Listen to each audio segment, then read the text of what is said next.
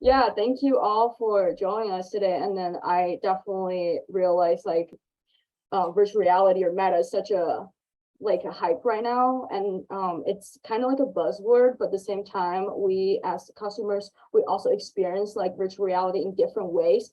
And then today I really want to focus on like user experience design in virtual reality, because that's what I do right now, and then that's kind of my background is. So right now I am a UI UX designer in Dreamscape Immersive, and I will kind of introduce my company and what do I do as well later.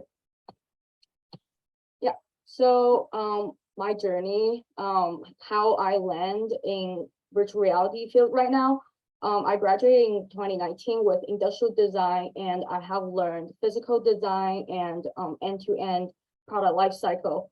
And then after I graduated, I self-taught and become a UI UX designer in 2020. And then I went back to getting my master degree in human computer interaction. And then my focus was psychology and interactions in virtual reality. That's kind of how I land in this field, and I start working professionally with the film studio or the firm that making virtual reality experience. It's a very short advertisement time. The company I work with, Dreamscape Immersive, we have our theaters in different locations, and we created virtual reality experience. You can walk into the theater and put on headset, a PC on your back, and hand tracking and feet tracking. It's a multiplayer experience in VR, and it's kids friendly. So I don't want to expose too much information here because it's a really awesome ride that's interactive and very immersive experience that you can like join with your family or your friends for this multiplayer experience. So here's the locations. If you ever visit those cities, please check it out. And then specifically for my project, I am working on this VR project with ASU. We're creating Biology 10181 class in the narrative of Alien Zoo. So for example, this chapter we're talking about the heart. We will travel through the vessel, going to the chambers, and then, for example, we had interactions that's injecting different drugs and lower and higher the blood pressures. So that's kind of a more immersive way to help freshman students learning and being loved with STEM or biology classes. From the data we have, it has been doing really well, like not only from the student knowledge gaining, but also like the attitude towards like psychology, towards like science or biology is definitely higher than traditional education material. And I think that's just a very big trend, and it's something scientifically we're trying to figure out if this is really a good application in education. Yeah, so this presentation, I really want all of us to unmute yourself and talk whenever we have a discussion. There's a lot of discussion topics I will bring in. I really wanted to hear like everyone's topic. And Amber or Matt, please help me if there's anyone in chat because I actually can't see it. Yeah, Yes, so the first question, like, what is a virtual reality to you? And I really don't want anyone to bring like a Wikipedia answer because everyone should have different answers to this. I'll go first. Okay. Virtual reality to me, it's a scary place where I feel as an extrovert in myself and not a person that would necessarily gravitate to a virtual reality scenario for comfort. It gives me a kind of uncomfortableness as just thinking about it, of even being in there.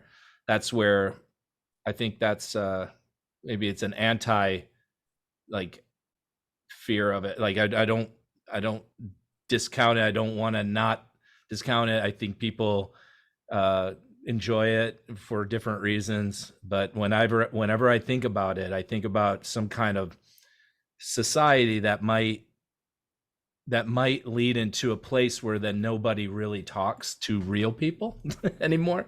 So that's kind of That's how I feel about it. I'm trying not to be so pessimistic. I'm sorry. No, But I really like that. Yeah, and then to me, since I am millennial, I'm not actually Gen Z, so I'm actually growing up from a flip phone, and then we actually have to like email or text each other with limited like data each month, and then now it's like all social media, unlimited data. I feel like to me, I have been through this transaction, and then virtual reality to me is somehow I would be happy to have a virtual identity, but somehow I actually also hate it. So that's kind of how I define virtual reality to me. Like half of me love it and half of me hate it, but or half of me accept my virtual identity and half of me don't. So that's how I accept. Yeah, or how I play in that world. what if you like yourself, but you hate your virtual reality version of you? Can't you just change your virtual reality version of you? Isn't it just like an It's avatar? locked in. I can't do it anymore. What do you mean? It's evolved into the computer world.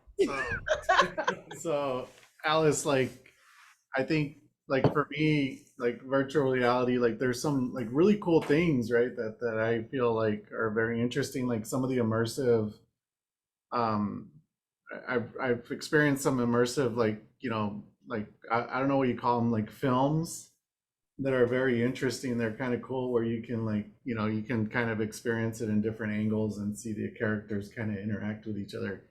But I will say, like, there's certain things that kind of scare me as the same as like Matt, right? Like I was just reading about a headset, and I don't even know if this was correct or what, but it was on Vice, and it was a headset where you can actually die when your character dies in virtual reality. That's funny because I was just going to bring that up. Man. That's super scary. I've seen so many articles too. I'm like, whoa. Yeah, like it's like, at that point I'm like, whoa, like the whole thing of virtual reality is to be able to reset and learn from it. But I just found it interesting that the founder, and if I read this article correctly, the founder of Oculus is the one that's promoting this, where you actually have a headset that can kill you. Like, that's crazy. It's not good for business. No, it's not good for business. You just kill your customer. Yeah, that's not right. I'm curious just to hear from you guys, is like, what are your thoughts as far as like some of that, like some of the things that are happening from where they're actually trying to merge virtual reality into reality, which is crazy. Yeah, that's the part where I'm like, I feel uncomfortable and I just want to move to an island. Yeah, I mean, I think that, it's just like the next inception or the next iteration of a way for us to, consume content that is essentially unrealistic or unobtainable in real life settings, and ways for us to experience maybe, walking on Mars, right? A way to, feel more than simply like watching like a Mars documentary on a screen, right? It's more immersive and more in depth, and that's kind of the way I feel about it. And I see what you guys are saying. Like, obviously you could use it for evil, I guess, but I see I see the good in it. Yeah, absolutely. I have a habit of doing things with evil. No, I work with you. But in a sense, you could also, like, what would be considered evil, right? There's like implications with technology, like I think me and you, Alice, talked last time when we were at the last meetup about how it could be used for like immersive therapy or different kinds of stuff. Me coming from a social work background, like, how do we use this kind of there's like good things like that can be blended with it, right? Like, so you're not having to, okay, somebody has this petrifying fear of spiders. You don't have to actually expose them to spiders, right? But kind of getting that kind of level, like there's another side to it. But yeah, like I think what I like a lot is like AR technologies, kind of blending the two. Like, I really want to like digging the plant apps that I have, where I can just like look at a plant and it pulls up like all the deets on this plant, and then it tells me if I'm killing it or not, like, here, it needs water or not. But it's kind of like it's immersive. I feel where I get scared is when something's completely 100% digital, right? Right, you like it a little bit, kind of like. But then also it's like, all right, well, I don't know, who knows how hot Phoenix is gonna be in the next 20 years? Are we all just gonna be locked in our houses anyway? So, Right. That's a good point. That's a good I point. mean. And it's weird, it's bizarre because I have a kid that's growing up around all these technologies too. And I'm a millennial. I didn't grow up with super tech. I grew up on that weird phase. So it's like, but for her, she's totally immersive. She plays, like what Matt was saying, she plays with my VR more than I do. And she's so immersed in all the technology where I'm like, I need a little break sometimes. She could, that scares me though, that she could in essence just live in a virtual world, right? If I don't like, pull the headset off. So. But I do think it's got a lot of cool things you can do with it and just kind of seeing where we map it out. Like when we went, I think even with like AR technologies, when we went to Top Golf that one day, I thought it would be really cool to have the actual things on the field where you were hitting. Oh, that would be cool. Yeah, right. Or like Maybe a Google Glass though, something that's a little lighter. more blendable, but right, like where you're kind of interacting digitally, but you're in a physical space as well. So I think that's something that would be really cool to kind of implement or like look into more as we shift into this kind of space. Yeah. Yeah. I think VR is very exciting. I agree with Chris's view. I thought it's an exciting next iteration of the internet. I think it's great because it brings a lot of experience to people, this opportunity to people may not normally have access to it. For instance, just like what Chris said, traveling Mars, that's not possible. And even on the smaller scale, not everybody has the opportunity and resources to travel around the world. And VR kind of brings that to people. And that kind of experience, a lot of times not accessible to people that aren't necessarily, say, first world. And I see a lot of work that people are doing with VR. They are trying to bring this technology to a third world country to kind of give them also not access to something that we kind of take for granted. In that aspect, I think VR is exciting. And also, like what you guys say, it's not an iteration of the technology. The next generation of kids, they will be born with it, they'll become more adept with it. And obviously there are extremes of this end of technology. Can definitely see it go bad. But I also sort of feel like how things are going now you see a lot of, say, software developer in the Silicon Valley, they're grown more and more interest in nature, outdoor activities because how much they spend their time with these type of techs. And I think the more extreme exposure to such things, sometimes it draws you back. It reminds you or anyone what the real world is like. In a way, it kind of serves good in that way. But of course, it can go both ends. That makes sense. I was thinking the other day because we have a elderly father-in-law that lives halfway, or actually all the way across the country, and obviously they're in their 80s. It'd be really hard to. He's like a stroke victim, so it would be even harder to try to do that with his head in a mat, in a headset. But it would be interesting, down the road where you're able to at least connect and even wear like haptic gloves or haptic kind of feel where you can even just like slap five or held hands, and then you're feeling like that you could kind of feel what they touch, and just those kind of things I think would be interesting to augment, especially when you can't travel or something or get there in time, or you just want to have more interaction with them. And sometimes like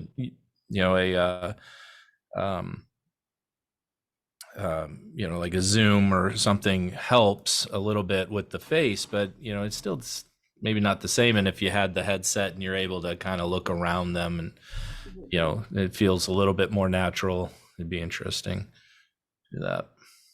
Yeah, awesome. Yeah, I think there's a lot of good points actually are going to be like topics we're going to talk in a little bit. And I think I'll just move on to next activity or warm up we're trying to do. So right here you are seeing a forest, and I really want you to do this practice with me. You're going to close your eyes and then picture that you are in the forest. You are on a trail and you are on this trip that is in any forest you have been or you have never been. and then just trying to picture everything as much as you can in details. Like what you're seeing, what you're hearing. How did you interact? What did you do? And what is the feedback that nature is giving back to you?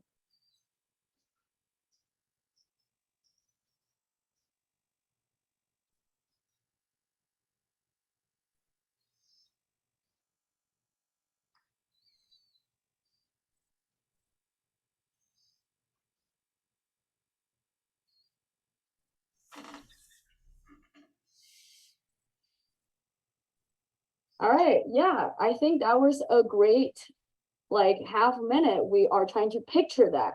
And then can someone just tell me, like, describe your experience you were in your virtual reality or your own brain, how much information you actually bring in to your brain to create that moment?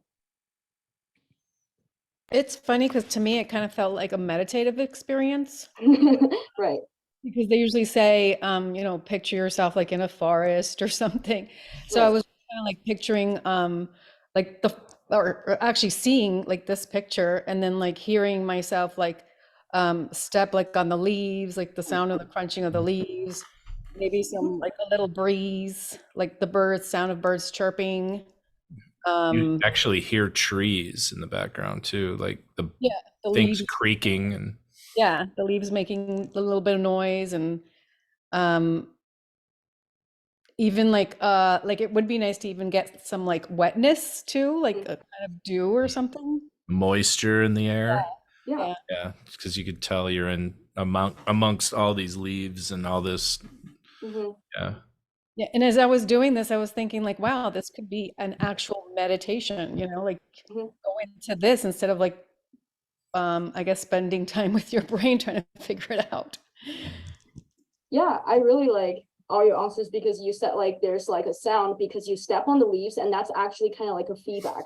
Like you are making a movement in this world, and then the nature gave you a feedback because all the leaves are dry on the ground. And then you also mentioned like the moist, that's also kind of feedback you got from, or your perceptions you got from the environment. And then that's all the things make your experience feels, or make your imagination feel so real, because you just create a very realistic immersion for yourself. I was gonna say smell too, a smell and a light, Mhm. the light breeze. Mhm. Yeah, because you smell like things that are alive and you smell things that are dead for the most part at the same time. You know, like dead leaves, you know, and things like that have a different smell than the leaves that are alive. So it's kind of interesting. Yeah. One thing I'd like to kind of throw in there is I sense part of this is also obviously tied to your prior experience. I've done a lot of hiking. I love being out in the woods. And one of the things I noticed was those aren't my woods. Yeah. I'm very used to pines. I've done a lot of work walking and stuff in Georgia. So I've got certain environments I'm accustomed to. And I was looking at those trees going, that's old growth. That's not my kind of stuff. So I think that's another major element is how much we're bringing to it ourselves. So you're I talking agree. about like top down processing, right? Versus bottom up, top down versus Yeah. bottom. Yeah. Explain that. Top down is basically like your experiences and your memories kind of all coming together. Bottom up is your instinctual. So it's what you see in your peripheral. It's kind of just moving shadows. It's your top down processing really has to do with what you've lived and your experience is kind of tying into your memory. So Makes sense. because to me, my brain went to the redwoods because that's my favorite forest to go to. And I hear a lot, like smell a lot of pine. It didn't fit to the picture, but when I went to my place mentally, that's kind of where I was at with like the little tree. And then it went kind of to a feeling, right? So if you've ever been to the redwoods where they're like trees that are, they just make you feel like the tiniest thing on the plant, like it just humbles you a lot. That's kind of where like that feeling where it's like, oh, I smell the pines, I hear this, but also I'm having this feeling where I'm this big compared to a tree that's like the size of a skyscraper, right? But that's also goes down to what you were saying, the top down processing, right? Because that's what my brain thinks of the forest. So Yeah, absolutely. And I feel like because like immersion is a perception that created by the surroundings, like you said, the top-down process or bottom-up process, it depends on like if you are familiar with this environment you are in right now. And then usually if you just bring up a memory or bring up imagination, that's usually from your memory, from your past experience. So like in VR, the perceptions is created by images and sound and other like stimuli. I believe we want to have, you know, the smell, we want to have like the feeling of like stepping on different things, like that's other kind of stimuli, like or other feelings we're trying to bring into virtual reality, which is kind of still very limited right now. But if we are trying to design this immersive experience in VR, what do we really have to care and what do we want to try to make it as real as possible? It's like the environment, the lighting, the surroundings, and then where the objects are, and then the sound effect, the background sound or sound effect, like what is the feedback? And then also like your avatar has to be very close to you, like if the height, like the point of view is like accurate as a human. And then the timeline, what is your storyline, what is the user journey, and then also what is your user goals? If you are going through this journey in VR, is it going to be intuitive? Is it going to be a smooth story? So we also have to put on a lot of interactions on it, like how do you want to move? How do you want to interact with 2D objects and 3D objects in VR? So this is all like tons of things we have to care if we are going to design an immersive experience in VR. And that's coming from how we naturally understand or perceive our surroundings. Is it So- weird that I had to force myself to a different woods because my first initial view was like a movie. Like I was thinking of like the woods in like Hannah. I don't know if you ever saw that TV show, but like this is the first thing because that reminded me of it. Maybe it's that why I went to it, and then I had to force myself into like a different woods because I'm like, no, that's a movie woods. I got to go into this wood. So no, I don't think that's weird. I'm damaged. Sorry. I don't think that's weird at all. And I'm actually really glad you bring that up because in our imaginations, it could be extremely realistic that the redwood experience, you are bringing realistic as much as possible back to this experience, or it could be fictional. You are just imagination, whatever it could happen in this experience. So I would say it could be anything happened. Like it depends on like the applications. It could be in virtual world, we can make something very realistic. Probably want the larger pan, like the flattest pan. What was that?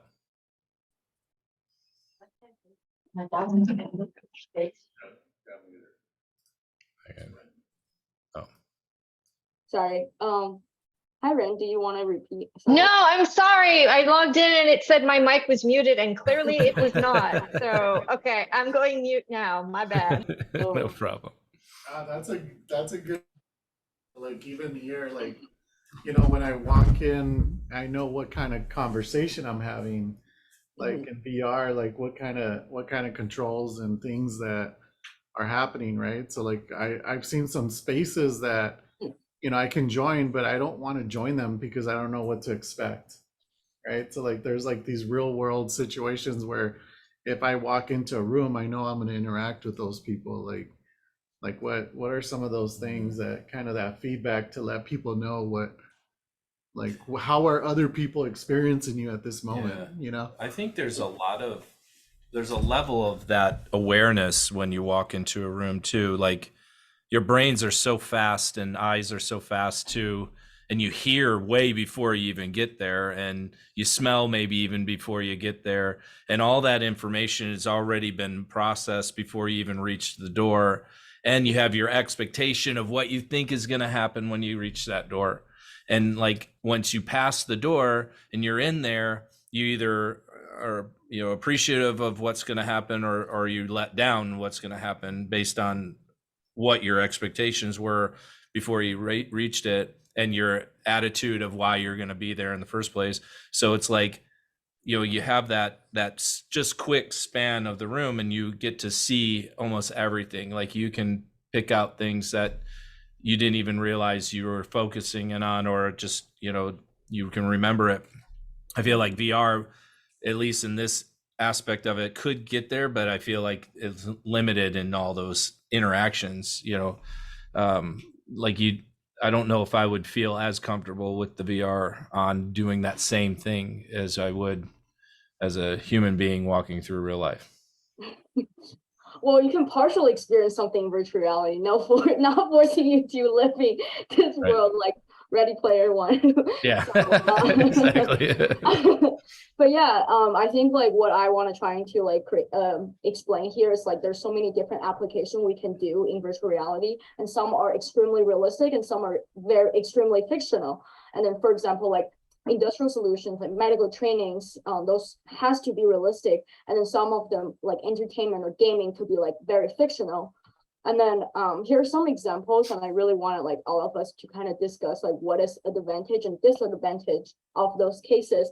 For example, like medical surgery training, I just saw this YouTube video. They actually have to build like this fake legs extremely close to the anatomy, and then they have like the skins, layers of skins, and then the layers of muscles and bones, and you can use your controllers or hand to interact in the virtual room to practice the surgery process. And then also it's a multiplayer situation, so you can like talk to the doctors from different places. So yeah, what do you think like advantage and disadvantage on this case? Well, I definitely think that you have an advantage of like getting in and seeing that before like you're actually cutting a human open. And then learning if you're going to be working on a team, right? So you're going to have a couple different teammates that you're going to regularly work with, right? It's a good training exercise to understand how you guys might interact and communicate during these procedures without actually having to risk somebody's leg being cut open. Mhm. I could see disadvantages of like, you're not understanding how to do the pressure and feeling those actual like body things, right? Like, oh, that's how I know a vein blew or whatever kind of thing. But Yeah. I think it would definitely be like, oh, and it'd be really cool in the very beginning. I don't think I'd want my surgeon to be cutting into me. This is their only thing that they've done. But I definitely think it could be like a tool for like helping team collaboration, helping Yeah. interns get their hands wet, like kind of in there and seeing stuff a little bit more than just reading a textbook. Yeah, absolutely. Like you mentioned, like the pressure, definitely like the pressure of like vessel is very different than virtual world. So that's something they need to hands on, like I don't know, like a pig or a other piece of, I actually don't know how this. No, they do. They'll use real cadavers. Yeah, they'll use cadavers and then pigs in some senses too in the very Right. beginning as well. So yeah, awesome. Thank you. I just don't understand why the virtual people have to wear masks in this virtual world. Because they want to create this realistic I know, environment. I'm just joking. That's a good point though. And the gloves. See this one. Yeah, why they have gloves on. Why? That's sad. But those robotic pieces that are on that right-hand side, like, I know my mother just had a surgery where literally the doctor hardly did anything. They just put this robot thing over her and then it went in and then it did a bunch of stuff by itself. But Yeah. I think from him, I think he was able to watch it and manipulate it if he needed to. So it was all done pretty remotely. So. Yeah, this is probably the case that they're learning about new machine. Mm-hmm. Yeah.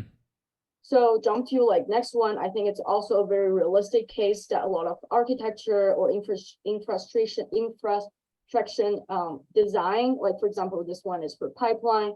They will use this kind of virtual reality to discuss or to see how this like the future design will look like in the building. They can zoom in or zoom out. And then I know like AutoCAD just opened this new features that you can move your model immediately to Unity or other Unreal Engine that you can view in VR like immediately, so it doesn't have a space transaction, like the space transaction is very smooth.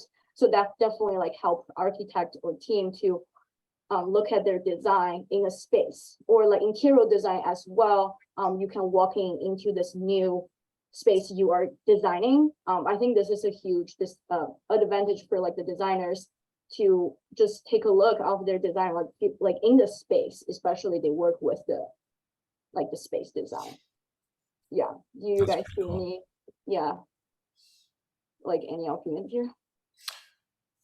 I think it's interesting because you can see it in 3D, so and you can literally walk around it and look over it and under it. Right. You know, if plans on a flat piece of paper 2D are, you kind of have to interpret, especially when it comes to like schematics of electricity, you know, like things that are on a circuit board or something. Like sometimes it's hard to visualize it when it's inside when it's on like this basically blueprint, where this is like just a representation of it in the ground or in its space, where you can highlight things that are broken. You can really visualize how it's shaped and where it's gonna lead. Yeah, absolutely. Alice, do you like how is space measured in VR, right? Yeah, so actually it's pretty realistic. You can create an environment in Unity, and then that's the space you're going to walk around in virtual reality. And then you could design the space by like the unit. So like I want to create a 4-acre land, but it's all about perspective. So like if you're standing in the middle of this 4-acre land versus on a corner of, so as an avatar will become a camera when you're designing this space. So that's kind of how you perceive how big this room is. Like for example, like you can do a scan if you're designing like a smaller room, you can do a room scanning, and that will bring like the dimensions into Unity to create the same sized space, and you can like experience in the space as a camera. That's when you're designing yourself in the space in Unity. Does it make sense, Danny? Yeah. Okay. Cool. He's shaking his head no. It's really cool. Like and also you can download terrain from Google Map. So it's like you can download a piece of land from the earth That's cool. in your Unity. It's open source. So yeah, that's actually really cool, called terrain design. Yeah, so we can move a little bit to the right side of this Xer, and then I think creation is another application really popular right now. This application called Gravity Sketch, you can create like car design or like product design or like outfit, like soft goods design in the virtual reality. And then it's kind of like you are wrapping around different pieces, surfaces here, and then you can see like you can draw a line in the space, or you can draw a piece of surface in the space. That just help you brainstorm the shape, or help you like prototype the shape way faster than 3D printing or like CAD modeling. So I think this is definitely a very cool application. And then I think it's kind of like in between realistic and fictional, because you can use so many different materials or different ways to create more than you are like physically making the prototype. That's kind of how I feel like it could be a little bit fictional. Yeah, but I definitely see. Has anybody done a painting app in Oculus? Like Yeah, where you're painting on a. I'm painting on the sky. I think that's a great experience. I can't remember the name of it. I'm sorry, but yeah, it's like you're in a room. You have your canvas, you have your easel, you can like move it up, move it around. You got your palette, you got your paint, you got like all your brushes, and it really feels pretty natural. And you're in a big space, so it doesn't feel like you're all confined. It's like I really feel, and there's like birds chirping in the background, and you can like pull up photos or things that you want to paint using the internet. So it's like a floating screen, and you can like place it next to your canvas, and you can create paintings, and it feels you have haptic feel to it. You feel like the brush dragging, and it's pretty cool. Yeah, that's awesome you mentioned like Habitat, because that's something a lot of virtual reality experience are trying to add on, because like you don't want everything just super light in the space. So that's something like when you're designing it, you want to put a weight on the object in the space. Yeah, so another thing really like popular right now, it's efficiency and collaborations. I think Meta just like released this photo. It's like Horizon World. They create like a virtual meeting or conferences in VR room, and you can create your own avatar. And it's a really interesting thing is they don't have legs and feet. So they actually kind of like trying to bring this in, like they're trying to create more legs and full bodies so that you look more realistic in a conference room. But I just feel like it could be like a semi-fictional, because you can create like, you know, your own avatar that you want to present yourself on this conference, right? And I feel like that's something actually really cool. Yeah. All right, so someone that's just kind of been half-heartedly paying attention to the VR space, what's with no legs? Like, is there like a reason behind that? Like, is there a technical restriction? Yeah, partially I feel like when you have a headset on, it's easier to kind of predict how tall you are by, you know, by how far is it from like the floor. And then it's easier to kind of like locate your head. But once you have legs on, when you have full body, you have to program like more interactions and more spatial interactions with this avatar, and actually that's more work. Like, and then that's probably more partially information challenge. Is it because they just be more like, programming, they just be floating and their legs aren't moving, or yeah, and then Ren mentions like a lot of are also rendering? animation issues. Maybe there's some rendering issues, like that's Yeah. what optimizing. there has been some talk around why things like some of the interaction you'll see just hands instead of the arms, because it's complicated to make the arms look right, so they just use the hands, and your body fills in the rest of the space, right? Like they fill in those pieces. I think Zuckerberg was talking about that. Yeah, I listened to this podcast of Mark Zuckerberg on Joe Rogan. He was on Joe Rogan. Yeah, that's right. Yep. He talked about exactly that. They did some research where they realized it sometimes is more efficient to just have the minimum components than trying to fill the rest of it with the latencies. Got it. Yeah, I think so too, and I feel like that's the magical part of virtual reality. You don't have to make everything extremely same as physical world. So yeah, we can take off the legs. Maybe, I mean, you can add on legs. They did have added legs this year. That's interesting. You know, like they've done all the research, and it's like, you know, like there's there's things in you know on a digital, like when you go online, there's things that we've decided not to mimic. It's just interesting that this is one of those examples of where, like, you're going into the virtual reality world, you really don't need your legs. Yeah. You just float around. So why render them? You just probably need like your face, like us right now. We only showing up our upper body. So that's a great example too. Yeah. Matt, you're trying to stand up and show your legs.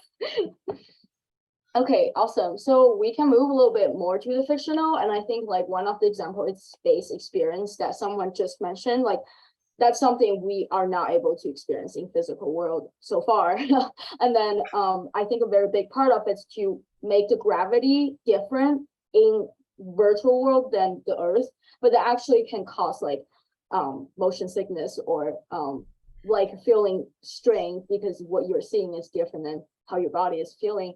But I still feel like that's some very cool experience if you adapt into like the motion, like, and then you can see like most of things are floating. That's actually a cool, like a gaming experience. You're in a space, you are in a space, and then to interact with objects or an iPad. This is the game that completely ruins me. I can't do it. Like, I can't do it. So you got that. I feel like I spent all that money on it, and like it's like I can't do it. It's so hard. It's like I just feel like I'm ready to throw up every time I go in it. Okay, so maybe you should try this game, which is so they just released this Iron Man experience. So you are playing this game from a Iron Man perspective, like first person game, and then you are going to use those expensive devices Iron Man have, and then you can see here actually this has some arms. So I'm guessing like this is adding more immersiveness when you have arms on versus just hand. You can see, yeah, you are within this outfit or the suit of Iron Man versus you just playing it. So that's definitely like an adding a immersiveness to it, adding the arms. So yeah, like so many examples we just showed, and then I really like this Excel. It's from like realistic to fictional. Is there any like ideas you want to create a VR project, and how, like where it will locate on the Excel? I can go first. I feel like so I had an idea when I was in my class. I really want to create this experience, like my skin color will change in the virtual reality. So like when I start this game, I'm actually going to have different skin than myself, so I can standing on someone's shoes of their life experience with different skin color. So that's one of the ones, very fictional. I want to like create different storylines of like different races, so we can I can experience some other races life in virtual reality. So that's one of my fictional virtual reality idea. Like a I lizard. saw an interesting one on a real. Oh, Okay, Sorry. go ahead, Matt. I was just saying that I saw an interesting one that was more realistic, but basically taking a model, a CAD model of your house, so you can redesign it. So you can figure out new colors and put in new furniture and all that kind of stuff, which I think is definitely more on that realistic side, but it gives you that interesting crossover, augmented reality into reality. Mm-hmm. Yeah, that kind of like use like a space scanning and then make it more realistic. I thought it was something that pretty similar to Alice you said, but there's more on say apparel side. In a virtual space to do virtual try-ons. You can, yeah. I think that gives you a lot of opportunity to stand in front of a mirror, put on a lot of different clothes that you don't normally see. You can make your own clothes, blah, blah, blah. That kind of be augmented a little bit more, right? Right, yeah. There's a lot of tools like that already on there. They don't seem to work too well just yet, but it's the process, I guess. If those cameras, you know how sometimes you can see the space, right? Like they kind of put these black and white cameras. If they made those more like you can pop in and out, right, of virtual into, like they made those cameras a little nicer, so they do kind of, you see yourself in the mirror, at least like a stand-up mirror might give you a better chance to augment that stuff into you. I like the, like what I've experienced is like the Discovery apps where like they have you on the boat and you're kind of going across and like kind of experiencing things. But I think mine would be like, you know, a full movie that's like like it just, you, each time you watch it you can explore different pieces of the, it's not a movie, but it's kind of like choose your own adventure kind of thing, where you know you can go down this path and there's a storyline that's just as captivating as if you were to take the other path. That seems like one of those things that like would be so interesting to see a filmmaker do that. Yeah. What about an experience where you're like either shopping in I don't know, like a clothing store, or maybe it's like Walmart or a grocery store, and then after you like fill your virtual basket and you go to check out, you just virtually pay and then it gets delivered to your doorstep. Oh, that's awesome. I thought they had something like that. Yeah, I think these Walmart got has a couple it. years Oh, ago. does They- Walmart have it? they I don't had know. it. Yeah, where you could just grab stuff off the shelf. I don't know about the whole integration to go back to like getting it actually shipped to you, but it was like I was Delivery. shopping in a grocery store. That's the key though. I don't want to go outside. Yeah. Yeah, I gotta don't leave wanna my see house. Walmart, Walmart butt crack and underwear over their spandex. Please. The full experience of Walmart. You can pick multiple avatars. People of Walmart avatar. Good. Yeah. Yeah.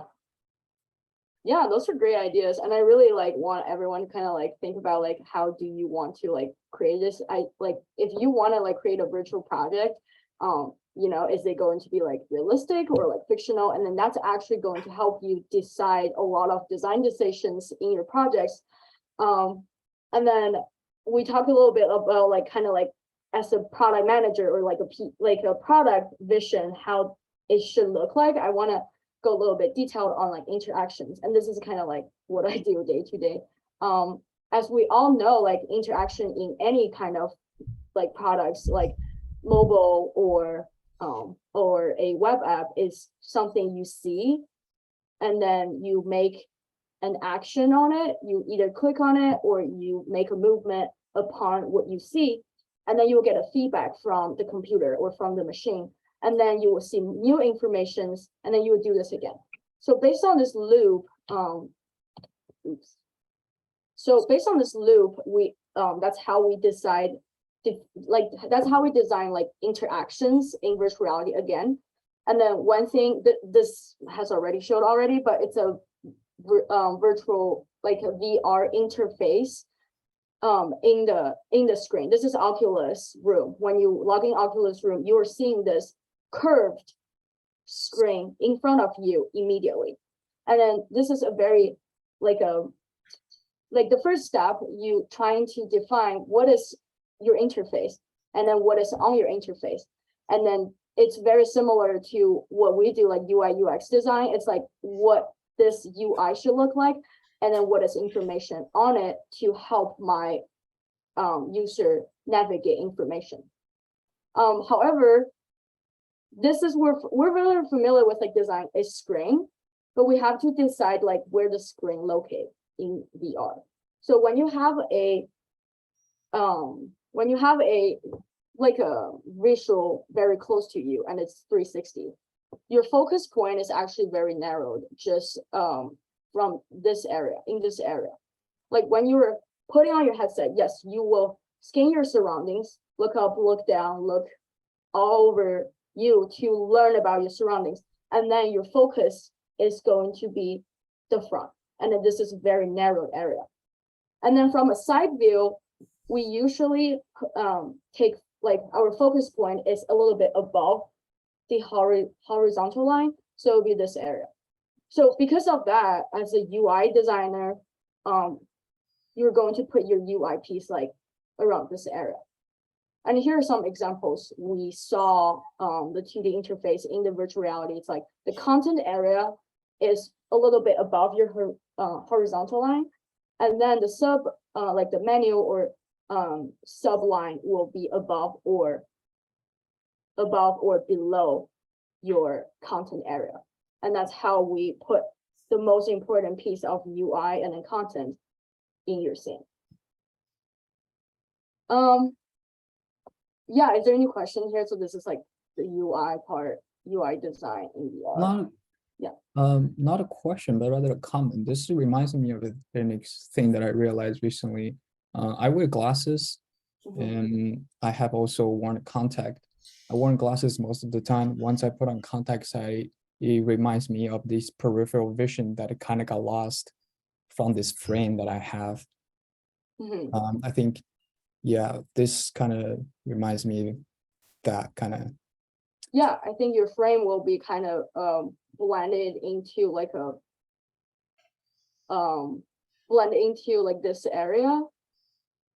So you're it's I'm not saying like it's here, but it's like right here, but it's going to blend into like the field that you're not going to pay attention to. That's why you look through your glasses like from this area. Right, yeah, of course. Right. Yeah, I think VR is good because you have 360 degree, you got all the space to place all your interfaces.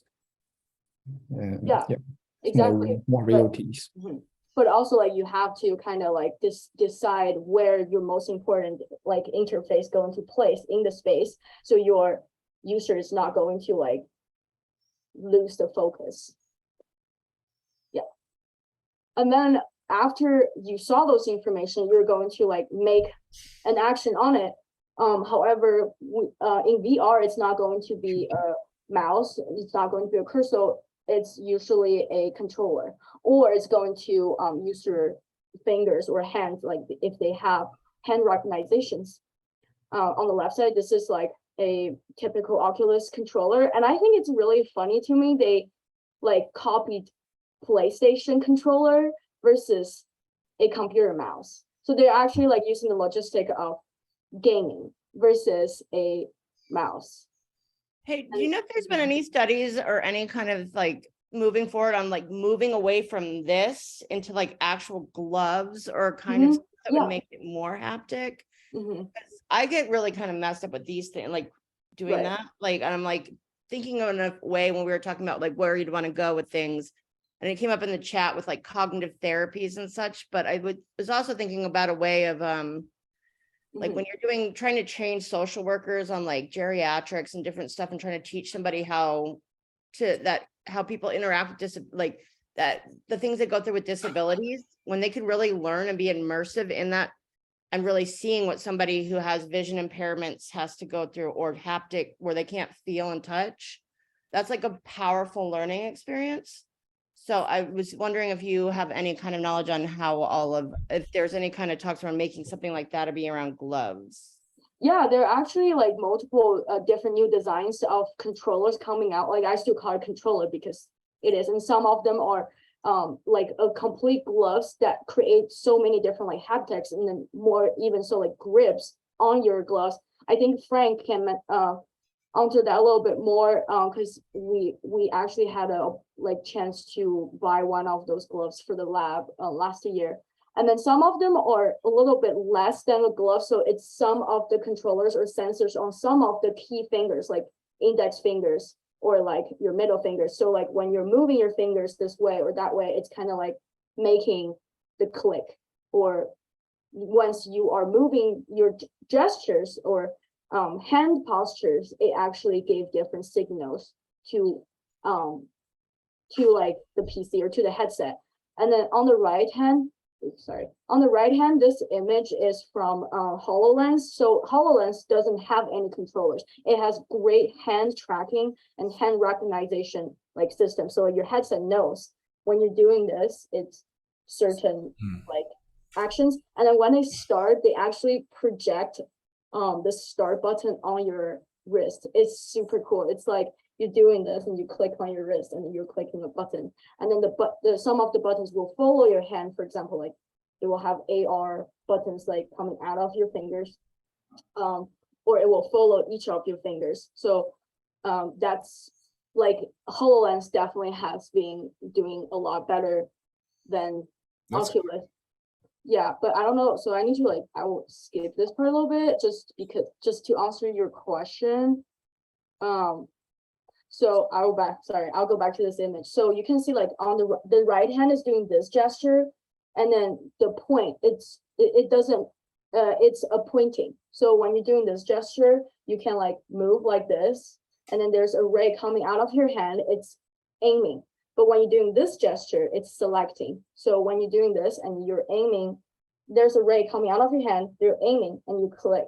Oh, I never do it that way. I always just press the trigger. Oh. Right, like if you don't use the controller, you can actually use this way to do some like selecting and browsing. Yeah. Is that on the Oculus? Mm-hmm. Yeah. Let's just use the trigger, but Yeah, you gotta I'll try that again. Mm-hmm.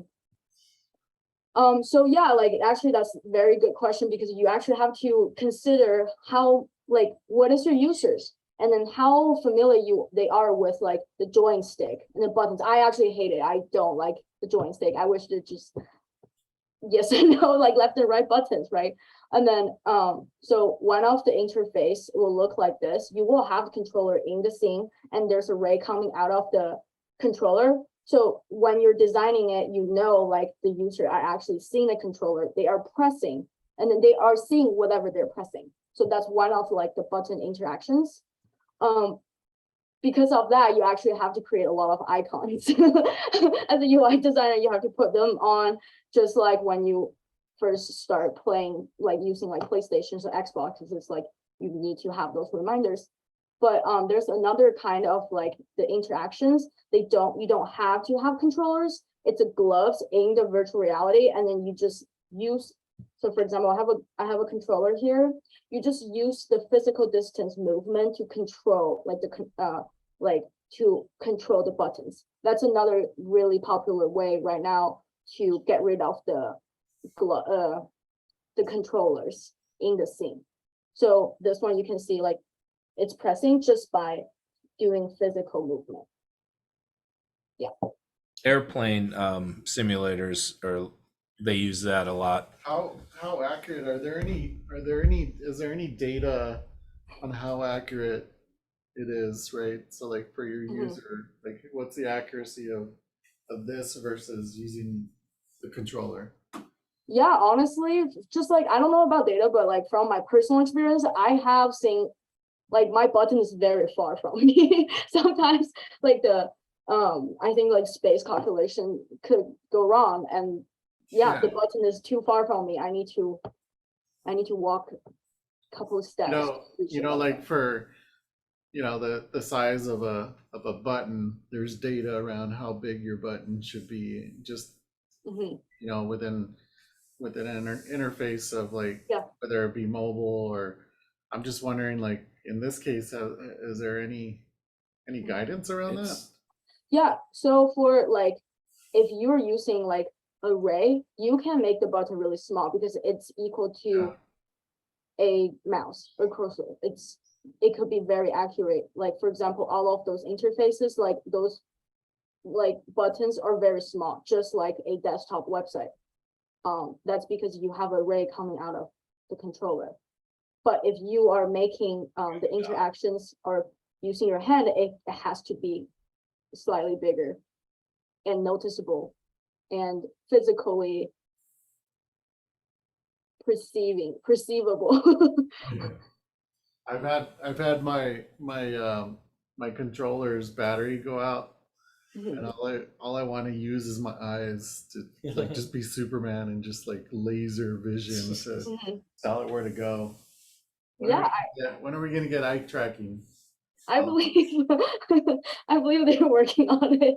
I just want to see something and like blink twice and let it click. I don't know if I want that. Yeah. You want to control everything with your eyes? I think that's the See future. right now. I don't trust my eyes. See, you could right click, you could left click. Yeah. You can't blink. Like my What daughter if can't you're wink Justin with her left Bieber? hand. You're Justin Bieber and you can't blink. Yeah, that would be terrible if we all wear AR glasses.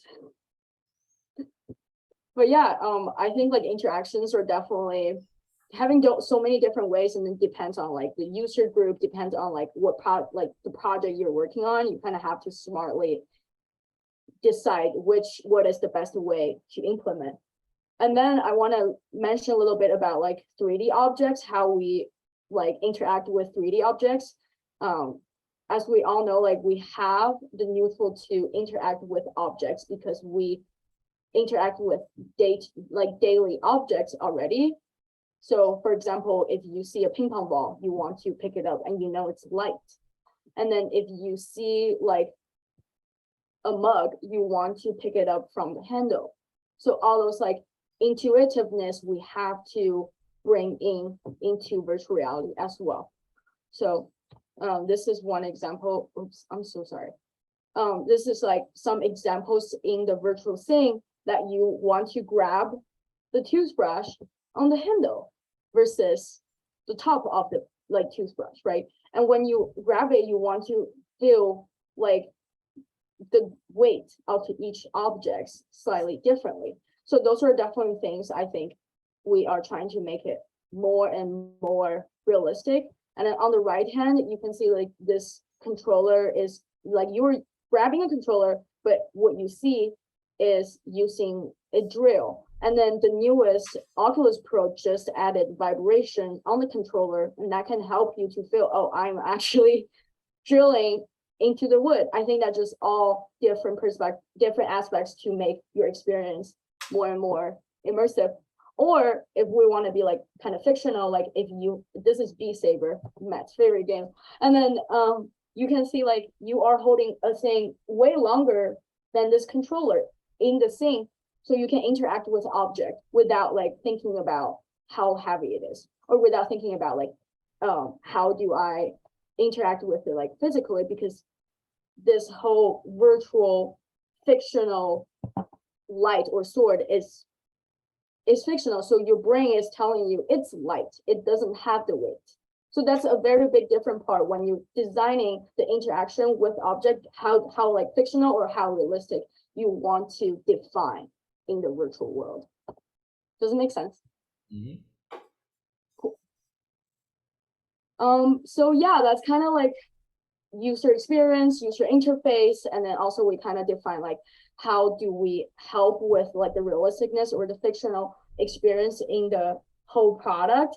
So what is virtual reality to you? We talked about it at the very beginning, and then how can you make it better as a UX designer?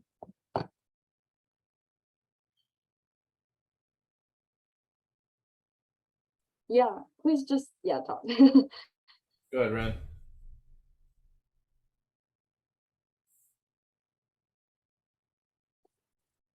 Oh, did you not? Yeah, you can't unmute yourself and talk. She couldn't? Oh. Wait. Thought I fixed that. You should be able to now. Oh, you can mute.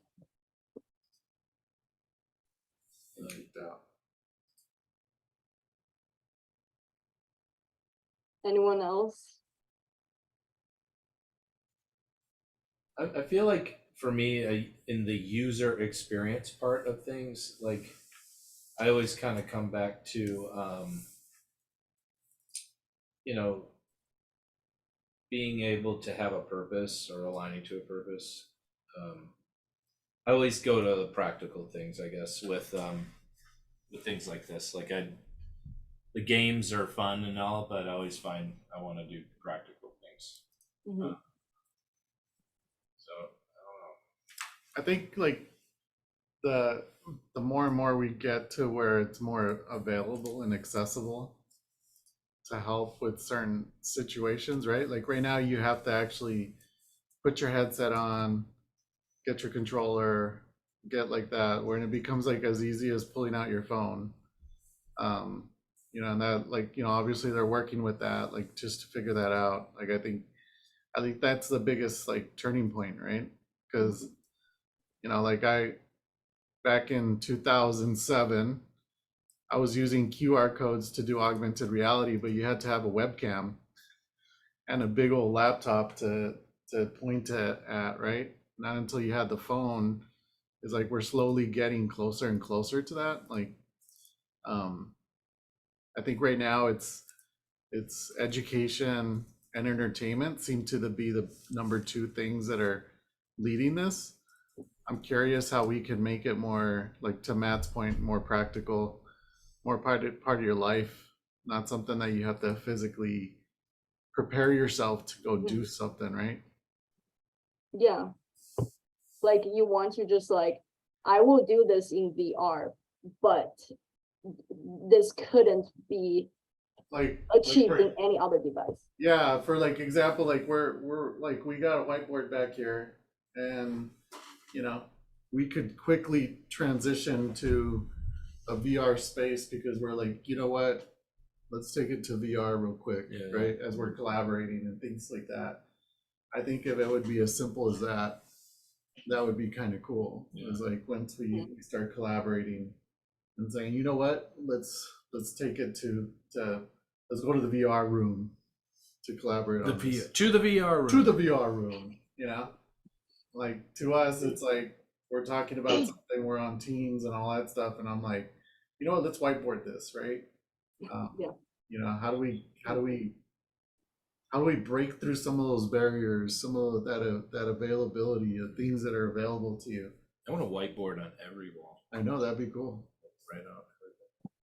Do you think the difficulties or like hardware or software or like, Well, it's not something that like within a business, it's not like somebody's We like, don't have Oculus, let me or we let don't me have put on things my laying- headset yeah, real quick, you know. laying around. mhm, But we are saying, you know, for example, we are saying let's set up a Teams meeting, let's set up a Zoom meeting. I think, you know, I don't know, like it'd be interesting to find out from you, like what are you guys doing? And it sounds like Ren has an answer for us. yeah, No, I was just gonna say, because someone brought up earlier, which I was trying to bring up, is that my area of expertise is accessibility and inclusive design for XR. And to answer that question, it's both hardware and software. For example, for blind and visually impaired people, they can't even load up the headset out of the box without having other people help them. And even once they have it on, then usually the accessibility settings, and I told Meta this when I was in a co-design sprint with external stakeholders a few weeks ago. Normally you have to like go through all this stuff and you have to navigate yourself in order to get to those accessibility settings. I'm just like, out of the gate, you need to let people know, do you want to access the accessibility settings now? If not, okay, you just go straight to the onboarding.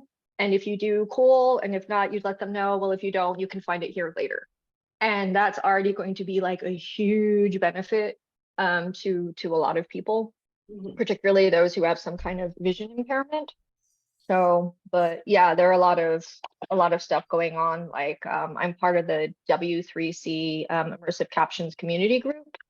And what we're trying to do is figure out a good way to get closed captioning done in 3D space, which is much trickier than maybe it sounds. And it's extra challenging too, because you have a lot of deaf people who rely on sign language. That's their actual native language. And sign language is not just a conversion of English. It actually has its own syntax, it has its own grammar and all kinds of stuff. So that's kind of challenging as well. But yeah. And plus, you don't. If you had the gloves, you can get there faster, probably. But Mhm. with joysticks and things, you're not having. It depends, Yeah, because you have different kinds of manual dexterity issues as well, insofar how you use your fingers. So that's another issue.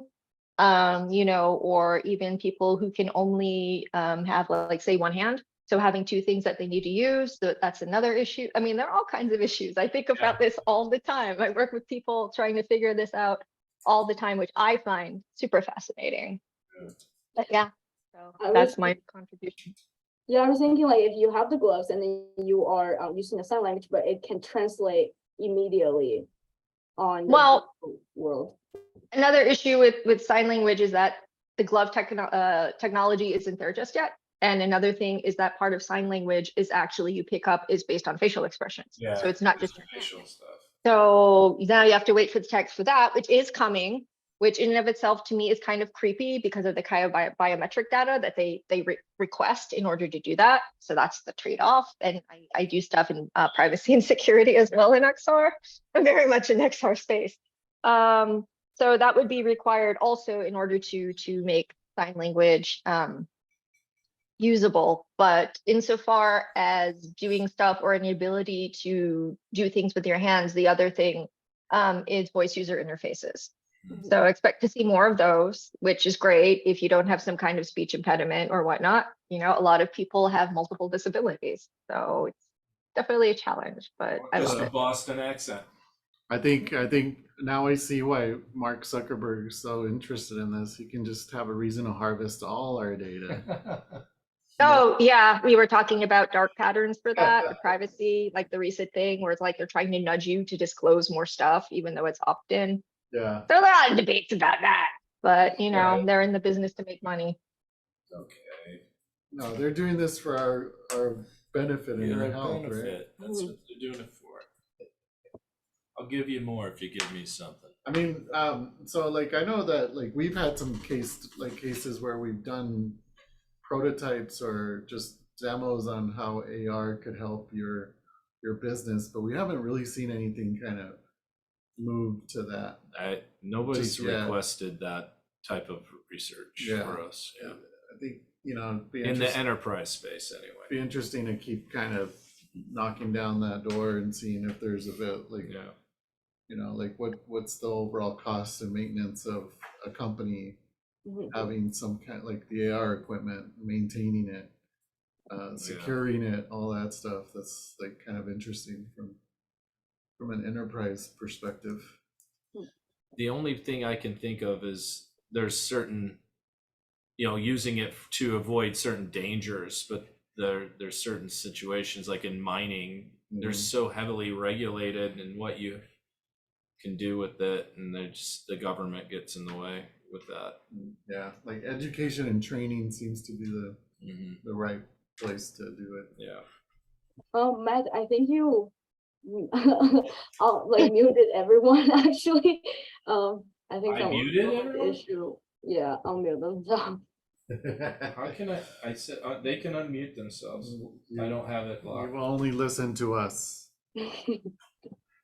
This is the like bad user experiencing virtual I'll just do this. world. Ask Someone all will to mute you. unmute. So when Alice said everybody unmute yourself, they literally could not unmute themselves. Yes, please talk. Please try it. Try it now. There we go. Yeah. Awesome. That's weird. I don't know what happened. Zoom. Zoom. No, it's just the host settings. Sometimes that's just how it is because they don't want people talking. Oh yeah, maybe. I never set that though, but That's maybe it's weird. I defaulted. want everyone to talk. Yeah. Maybe it might be something you have to deselect in your settings. Otherwise, yeah. Yeah. You got a dictatorship here. It's definitely Just like you have that's- to configure captions on your end too. Oh yeah. That didn't work either. Usually that does work. I don't know. Yeah, captions is a weird thing. You have to do it at a certain time, and if not, then good luck getting it working. We've had words with Zoom about that. Oh, okay. Oh. Yeah, usually that's rolling, but I guess I didn't notice that either. Sorry about that. Yeah, Tim, are you? Oh yeah. I guess kind of going off from like slightly different topics. When you were showing some of the rendering, I was looking at some of the I guess yeah, the rendering of the VR environment. I just think and also just seeing them a lot of time, I always wonder why they choose to keep the same flat 2D interfaces for all the application that people can use. Because I thought, just like the thing we mentioned before, the street VR, the great thing about it is that you have this 360 spaces and also this ever-changing environment.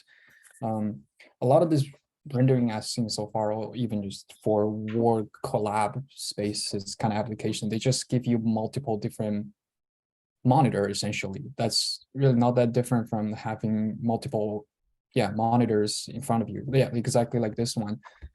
Yeah.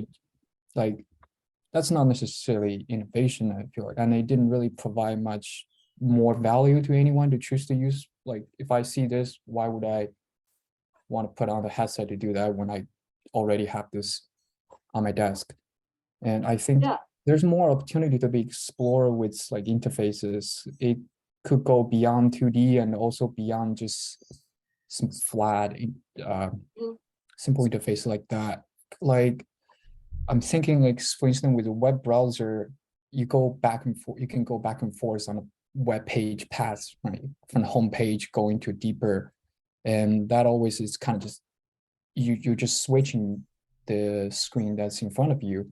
But I think some more interesting, maybe more intuitive interaction can be made in the VR spaces where you can sort of zoom in and out of this interface that give you more idea of where you are in this application workflow.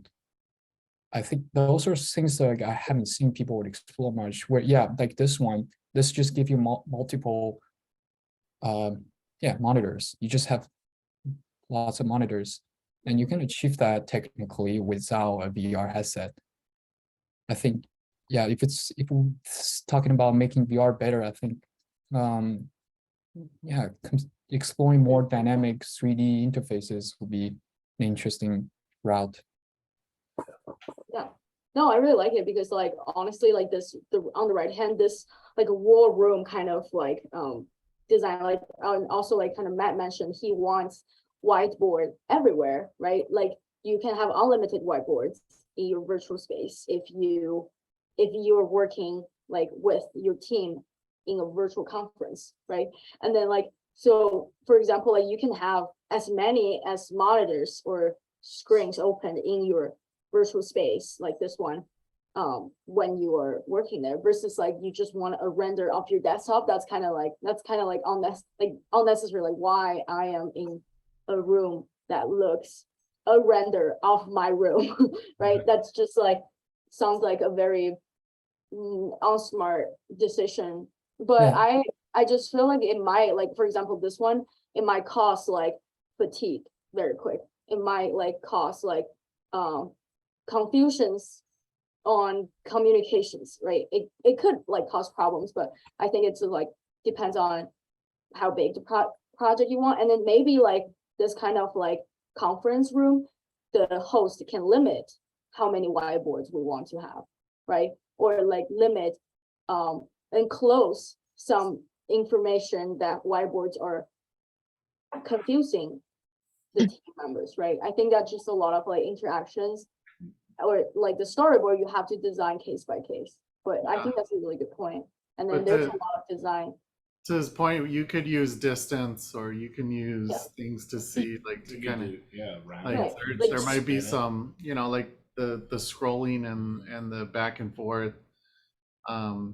Yeah, that's I agree with that. It just sometimes I feel like, okay, do we, you know, thinking like, okay, these are really smart, you know, people. Like, did we try it? And it's like we're not ready. Like we don't have the Rendering. context. Yeah, because Because it's like, you know, did they try that? And then all of a sudden they're like, oh, nobody really knows how to navigate this. Like kind of like like we've been trying to get rid of the button for a very long time, but everybody loves a button, right? We know we can technically design without a button, but people love a button. there's technical 'Cause it- memory issues yeah, too. Like right. every time you render something in 3D, you got more nodes and more surfaces and more things to render, and more power that you need, and more RAM, and you know Yeah. everything that goes along with it. I'm just curious, Alice, is like, who do you think is pushing the boundaries of that, right? Because, you know, like, you know, they're not necessarily following best practices, but they're creating best practices. Like, who in the space do you feel is exploring that?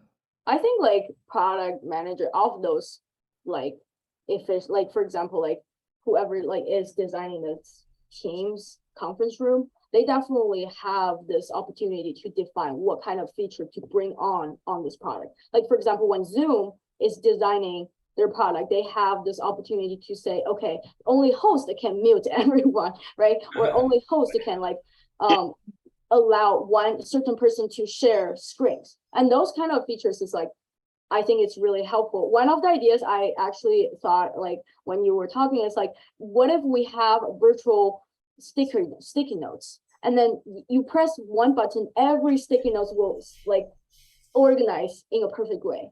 I think that that's one example, like a lot of brainstorming session for designers. Like we have so many sticky notes on the wall, right? And you have to like group them one by one. But what if like on the virtual world, you can like auto organize it, or like auto, Yeah, that would be an Okay. advantage. like, yeah. And I feel like you said, there's no best practice yet, but the guideline, or like the features that's going to serve us is kind of like this like from those product designers, how they want to define and help a group to better like work in the virtual room, right?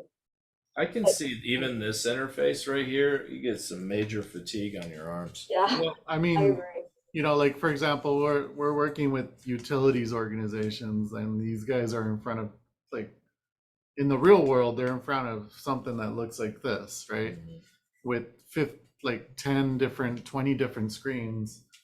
I mean, it'd be cool for them to add more detail, right? To see, like, in their case, they're dealing with transformers and locations and weather. It'd be interesting to be able to travel to that location and just decide what transformer you're going to touch and test and all that stuff. I think, Mhm. you know, there's an opportunity there. Yeah. It's Yeah, like- and I think you kind of mentioned like because we're in a virtual room, it has space, right? Like you can toss some of the windows are like far away from me because it's not my focus point or not my focus window, and then you can bring it back immediately in Yeah. some kind of way, or like you can select one window, it's close to you, and the rest of them it's like temporarily close or temporarily like lower the opacity. It could be that kind of design, like bring on the UI design. Yeah. Cool. Yeah, I wonder if that other desk one, you know, it's like trying to recreate your desk experience anywhere. Like you could be on the couch. You could not Yeah. ever have a desk, right? I don't have a desk, so I'm going to create my own virtual feeling of a desk. I feel comfortable with that. I understand it's skeuomorphic, and I understand that that's how I feel, you know, like that's typical and normal behavior to be inside of a desk with a monitor with these ginormous monitors and speakers next to it. Yeah. You And, work from your bed, not but from yeah, maybe not trying to explore new ways to be. You live in a like 50s, like what, Well, 20? why would they make these guys No, just you sit around live this in a desk? 20 square foot Yeah, apartment right. in New York, and Yeah. and instead you have like here's your man cave, and here's your. Right. I get Right. that. I get it. There's also a limitation on the floor space that you have too. You got to draw your boundary, and if you right. don't have a boundary, you don't have much floor in your room, then you can't really move much. Mhm. So you have to stand in a stationary area. So But you that's can but you can like virtually move in the virtual space. Like you could, yes, you can virtually move, but that, you know, that starts getting into that weird feeling of, well, you know, I'm not actually moving. yeah, so I guess I will wrap up this. And I think like just kind of what you mentioned is like when you're living a very small space, but you can see a way bigger space in virtual reality, and that can actually kind of create like a simulation place Mhm. that you don't physically have. And I feel like regardless what space you're in, you still have to interact with objects naturally and learn what is that world about, how can I control everything, either with your controllers as a cursor or using your hand to directly interact with objects. I think like UX designers is the one like keep it intuitive and then make it like user friendly, just like every other product. But in virtual world, kind of we discuss so many different ways to make it intuitive and user friendly. And then yeah, there's still like a lot of like features we actually have never prototyped or designed yet. So I think just very excited to see more like products and then more applications coming out. Like, and then like Danny said, like maybe one day we will just be like, hey, let's go on VR and then talk to someone, you know, on the another side of the country. So yeah, this is on my presentation. It might be the opposite. Let's go into the real world and Yeah. collaborate. That'd be the thing I would do. You know, let's do Why this are the we old doing school. this? Let's just go over there.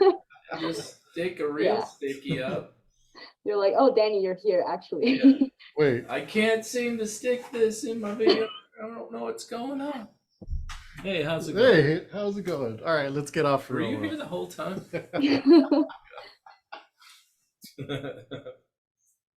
This But has yeah. been awesome. That's our VR trick Yeah, for the day. that's our VR trick.